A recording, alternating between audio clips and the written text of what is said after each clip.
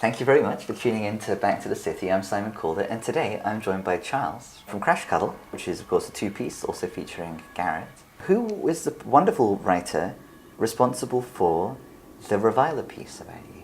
It was Adam, I forget his last name, Adam starts with a W. He's been familiar and very supportive, sort of at a length through the internet. So it was nice. It was very complimentary. It was very complimentary. Yeah. One thing that he said in the review before even getting onto Crash Cuddle is that these days you can go to the Kitty Cat Club and you're likely to have some act which is playing effectively like a distorted fugue. But of all of the rides in the park, his favourite was Crash Cuddle. Yeah, you have to be this tall to be on the ride. Yeah. It was a height thing again. Yeah, exactly. Yeah, we said that we were going to keep it short like Charlie. Charlie is short. You can't tell. Do you want to stand up for a minute? We'll tell how short you are. You might even be in the frame still. It's good. This is an image of Charlie standing up. He's relatively short. Relatively. As this interview will allegedly be too. Something that really struck me that I hadn't noticed before but really rang true when I read Adam's review was the manner in which you play guitar. So you utilize lots of effects and lots of post-rock chord progressions, but the guitar retains all of its character as an instrument. So whereas some other guitarists might use it as a tool to create like interesting noises, there's no moment, for me, there's no moment on Klaxon, which we can hear at the moment, and which we'll zoom in on a few of the songs on it over the course of the talk. There's no song on there where the effects make the guitar unrecognizable as a guitar, it seems to me. Is that intentional? As a guitarist, are you trying to maintain the character of the guitar? The character, the integrity? Yeah. I think so. I think a lot of my playing stems out of just right hand and chords. And I guess I have the intention to utilize the pedal boards or almost like as different brushes as a painter uses, right? Yeah. A palette knife or you could use like the dustpan to put paint on, and just not really being limited to one brush or an idea. Like instead of, going to the craft store and buying like a set of paintbrushes, just kind of finding what's around the house, like your mother's makeup brush or something, or something that's non-conventional. But as far as the playing goes, there's no looping or anything like that. Could you share a photo of your pedal board? Sure. It's really nothing fanciful. Okay, so here it is. Through the magic of television, Sir Disney. It's nothing fancy, but what is it? What pedals are you using? And how did you select them? I guess I would say starting from the top right is just a chromatic tuner.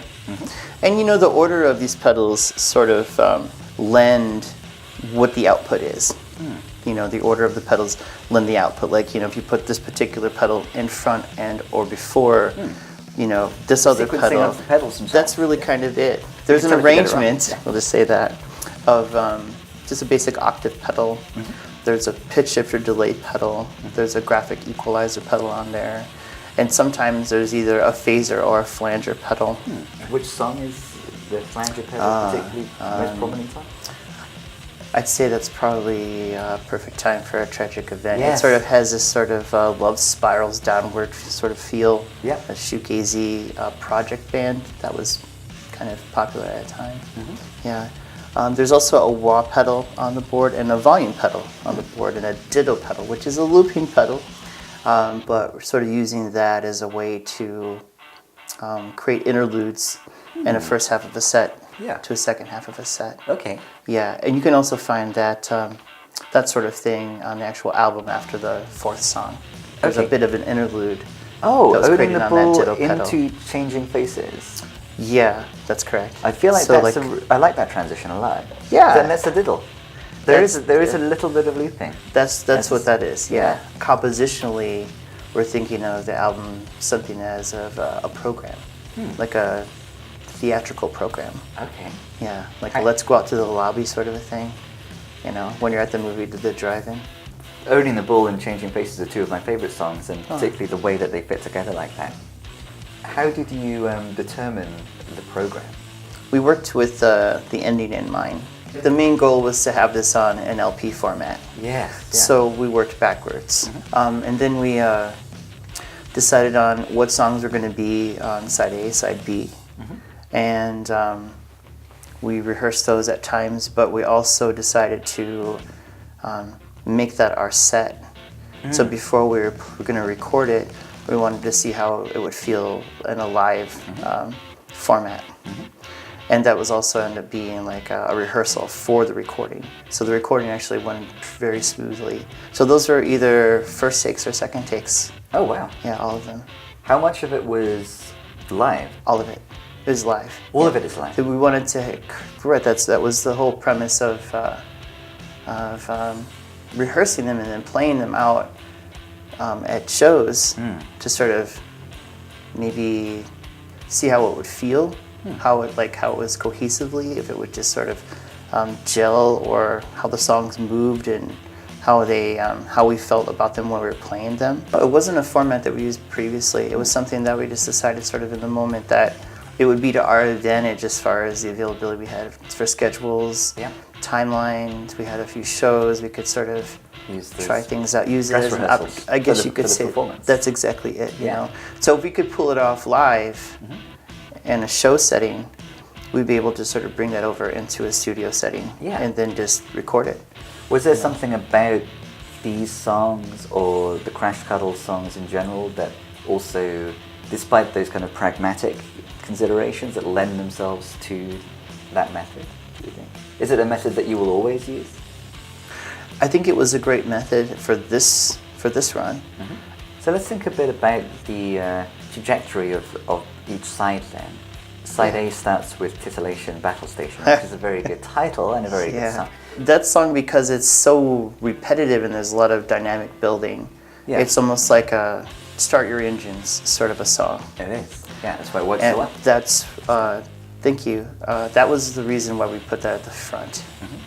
It's a bit of a novelty song, as Garrett likes to put it that way, because it's so repetitive, and you know, it's maybe even be kind of a turn-off for the rest of the album, because the rest of the album isn't necessarily like that. By the time you get to the second track, then it just sort of, you know, dies out. Second track is called Dead Harmonics. Yeah. How did this song come about?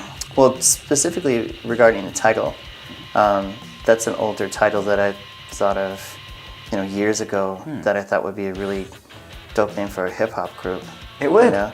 Yeah, I was like, if I fun. ever started a band, you know, like I'm gonna play drums and Dead Harmonics, it's gonna be the coolest shit ever. Yeah. That particular song was one of the more recent songs we wrote on that album. Old name, new song. Yeah, that's kind of how it goes, you know. Just because you've got some spices in the kitchen, that might be able doesn't mean that they're not good to cook with, you know. So Garrett and I put that song together in, I think, about a month or so, and there's all the various parts. But so it's interesting. About a month to evolve. Probably a month to put it together. Okay.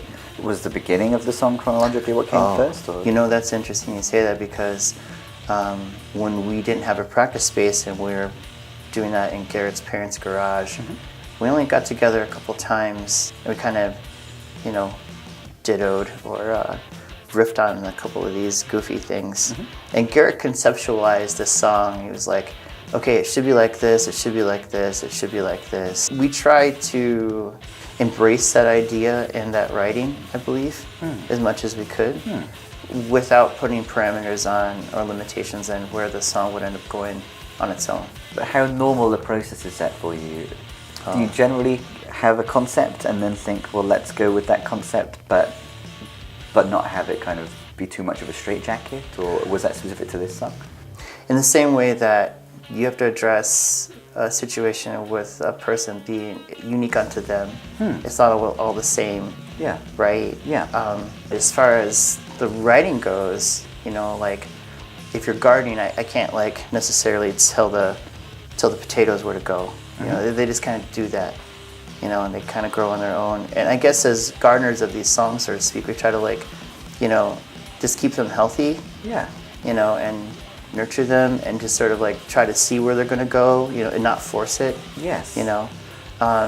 So as far as the process where Garrett, you know, had an idea, it wasn't something that we shot down because we were familiar with it. Mm-hmm. It's not something that happens all the time. Mm-hmm. But like I said, I guess every song is sort of maybe has its own process. You know, there may be some outlines of how we normally construct something, but I think for the most part, there's really no maybe rhyme or reason to how they get composed. Yeah, I like these metaphors that you're using to describe the process of enabling the song to grow or bringing the song to life. Yeah.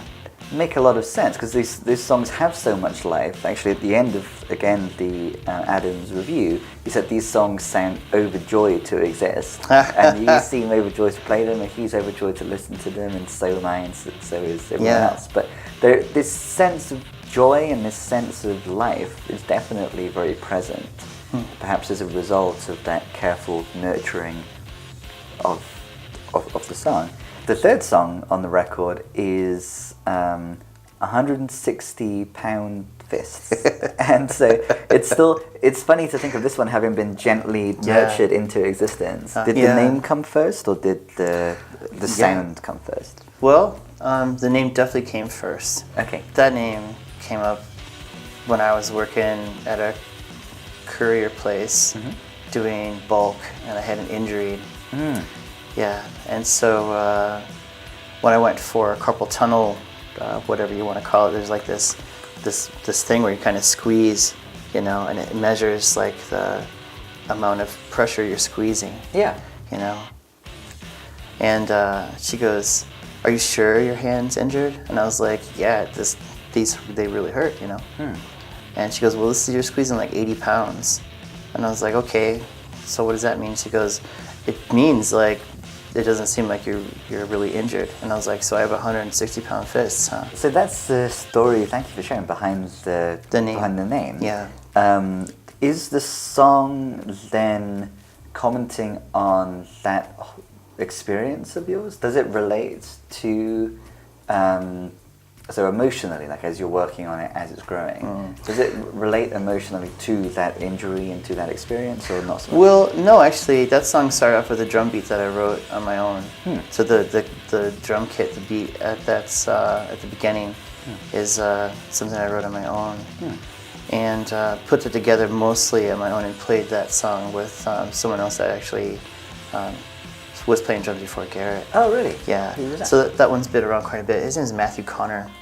And so finished that up, and you know, it was like a sort of like a heavier song. Yeah. So, you know, it's sort of appropriate to stick a name that makes sense to have that, like, you know, calling that song Changing Faces could work, but it's not as cool as, you know, what it's titled. That's kind of what it is, you know, like there's a master list and then you write something. And I think one of the great things about being an instrumental band, for us at least, is that, you know, we can come up with all these titles, and then whenever we write something, we're like, okay, well, that sounds like it, that sounds like it, that sounds like it. Yeah. Just, you know, like, let's see what's a working title, and then, you know, maybe something else will come up, and then it will be born. Yes. It has this name. Is that the final stage of the process then? Naming it? Yeah. Christening it? I guess you could say that. Yeah. Without, you know, Christianity. Yeah, yeah, exactly. What's the word we could use instead? You're like dipping in the water. A secular christening. Yeah. The final song on side A to be christened was secularly christened Owning the Bull. There's the image of grabbing the bull by the horns, of course. What's fitting about this name? That's a great question as far as why it works. Around Halloween a number of years ago, you know, I wrote that first part, and it was almost like a Screaming Jay Hawkins, like put a spell on you sort of a thing. And it's a kind of it was played with hands first, and that conversation happened that evening with a friend about owning your mistakes. People, it's okay to have anger, you know.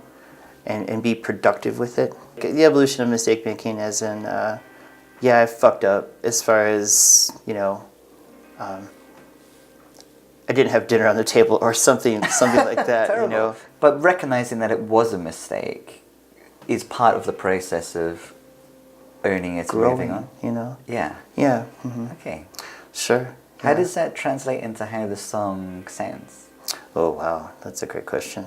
The beginning of it almost sounds sort of Stampede-esque. It does. You know? Yeah. Yeah. So I think maybe that's why it works. I think maybe that's my interpretation of why it works. Yeah. So we're stampeding at the beginning, and then before too long, it gets very jazzy.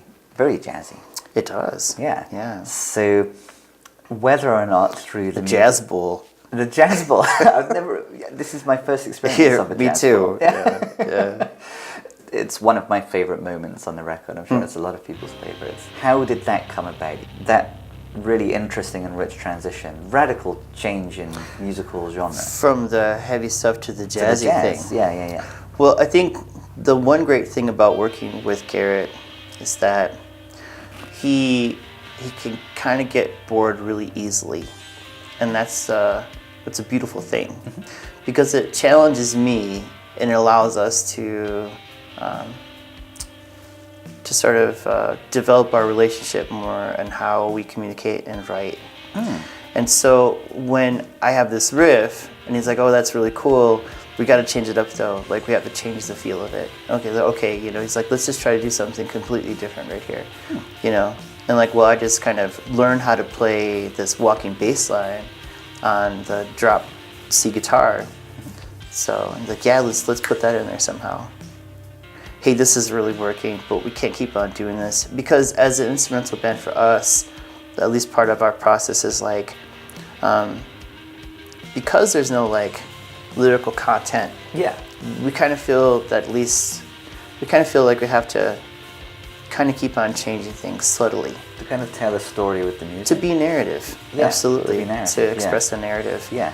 You might have heard the story, but if you hear it again through, you know, they might tell it differently, or you might hear it differently, you know.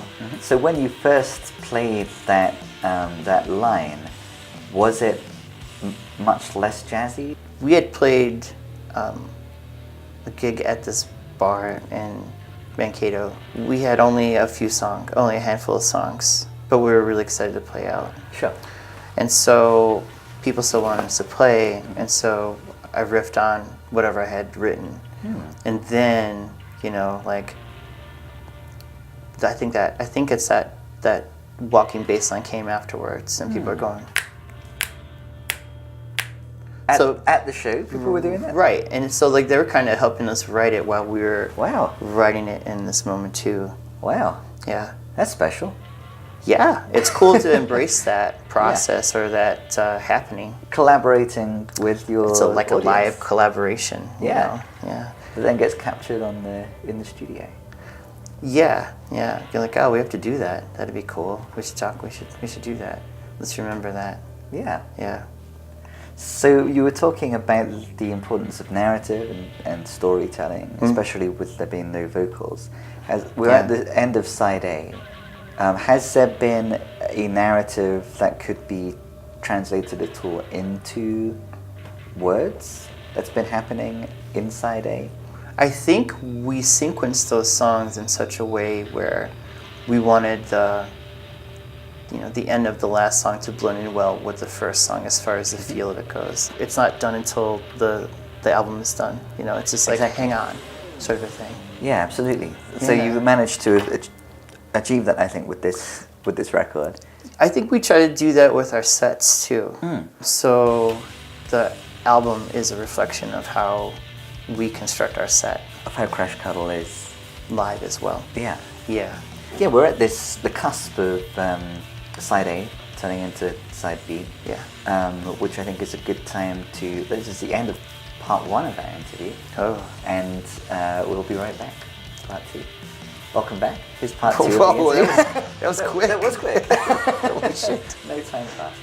And we are still at the cusp. You referenced changing faces before, and you said, of course, 160-pound fists couldn't be called Changing Faces. Yeah. This is a very different sounding song to that. It's almost kind of hypnotic at times. Changing Faces? Yeah. Yeah, for sure. And then it gets very expansive, and then there is higher energy again at the end. Sure. Yeah. So how did there's a fair amount of change in Changing Faces. Yeah. Again, we established that the songs get their secular christening at the end of the process. the name comes last. How did Changing Faces end up being its kind of morphing self? That stuff was written not with Garrett. A lot of that stuff was written on a classical guitar. I think that I was really feeling pretty tender and kind of down at that time. Things were a little rough here and there.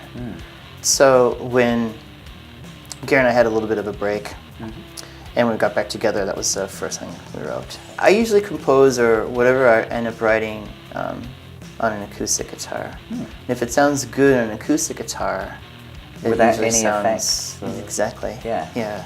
Well, you know, what's interesting about Maintaining the character. pedal board is that the sound is split into a clean amp.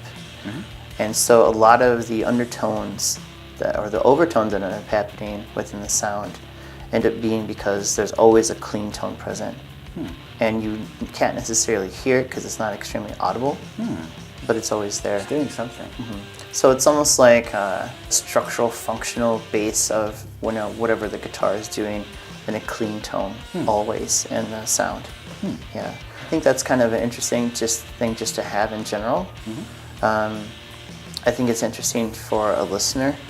It's also when I pull my volume pedal back, it's just completely clean, but I'm able to push it forward and gradually increase the gain.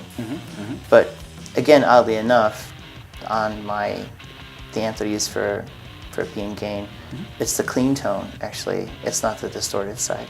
So all of the loud guitar is really just the B channel anyway. Well, it kind of maintains this the quality of the original composition as well before you've explored all of the different effects and everything. Yeah, I mean that's kind of it. It holds its integrity, I guess. So here's the album cover, and I feel like is this ocean at the bottom? Oh no! What is this? The album cover was just a photo mistake. Okay. Yeah. A photo mistake. I was just trying to take a photograph, and then just sort of. What was this supposed to be? It effed up. I don't know. I was walking the street, and I was like, I pulled the phone out to try to take a photograph. Yeah. It almost like it's almost like old, analog film that got exposed. Yeah. That's kind of how it ended up shooting. And this is exactly what came out, is it? Or well, is this... the bottom half is what came out. Okay. That I mistook as waves or an ocean. Well, that's great because that would be your interpretation, and I guess that's the whole, idea of doing things like that is that people can have their own interpretation of what it is for them, right? And I was guided to that by the sound of the second half of the record with the hypnosis of Changing Faces and then Rogue Waves as well. It kind of evoked water imagery, and I thought back to this. It's an accidental, is really what it is. Yeah. And then the red blob in the middle is just manipulating that. Oh, sure. Yeah. Okay. So I did some application where you can kind of like move your finger on and it kind of blob out or whatever. Yeah.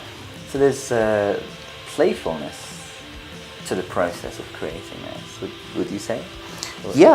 I think that's also part of the writing process and maybe what lends some of the joy that Adam was speaking of that you were mentioning earlier is that, I think Garrett and I just try to have fun with what we're doing.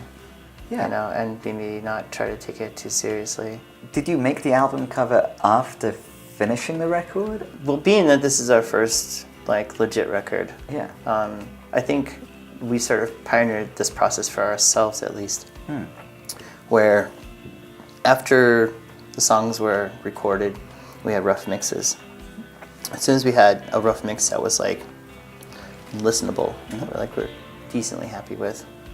Like, okay, well, we have to think about how we're going to present it as far as covers go. But we decided, like, okay, well, we should have the songs together first, and then try to put some sort of presentation on it, you know. So it's another last christening, so to speak. Yeah. Another secular christening. Yeah, exactly. But we had a friend help us out with doing all that and appropriating a font that we thought would be cool. And why Klaxon then? So Klaxon is like a bell. Yeah. Yeah, it's I guess an alarm. Yeah, like a calling, like an announcement. I kind of think the of record it. is announcing something. What's that? The record is announcing something, alerting us to something. I guess so. Yeah, maybe so. That's one interpretation of it. Yeah, but that name was sourced from a documentary called Mission Control. It was about this mess up that happened for the maintenance of a Trident missile, a Trident nuclear missile, and wherever in Arkansas. And there was a statement from one of the maintenance guys, like, you know, then I heard the klaxon go. Is that a part of the context of, you know, how the concept of the record or how the record sounds? Well, this sense of being in a time of crisis?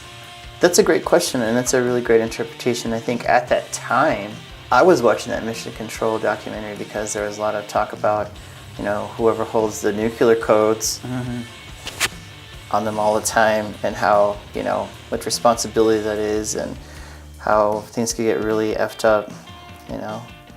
And We were thinking about well, sure. that in And it particular. reminded me of, you know, when I was younger, there'd be like, you know, the emergency broadcast system would come on the TV. It'd be like, boo, you know, this has been a test of the emergency broadcasting system. And Yeah. just over the border in Dyer, Indiana, there was these missile sites as well. Part of, I think, like the North American Defense, whatever it was. And they would like kind of, you know, go up and do testing, and, you know, there's like these military dogs that were on the base when you drove past, you know, they'd bark aloud. And so it's kind of maybe too familiar with like being scared with like, you know, that the world's going to blow up kind of a thing. A sense of imminent threat. In the hands of an irresponsible person, so to speak. So to speak. so to speak, well, you know. But given all of this, it's interesting that the final two tracks are a perfect time for a tragic event and Dinosaur Ghost. How did these two end up being the kind of the destination? At the end? Yeah. Oh, just another one of those, this will sound good after this song. Yeah. You know. Should always be that, really, shouldn't it? Well, sure, yeah, and Dinosaur Ghost is a good closer. Karen and I wrote that song the day before there was that huge earthquake in Japan, I believe it was, like back in 2011 or whatever. That song's sort of grown, and The perfect time. Yeah. But, you know, it was one of those, I had that title, and, you know, there's always like this sort of lull, you know, in between these tragic events that happen. Yeah. You know what I mean? And you're like, okay, well, you know, things are quiet. I'm kind of expecting something tragic to happen. Because this seems like that's the nature of these days, this paradigm. Yeah. And so, you know, that's what it was named. And it was just really kind of an oddity because that happened the next day.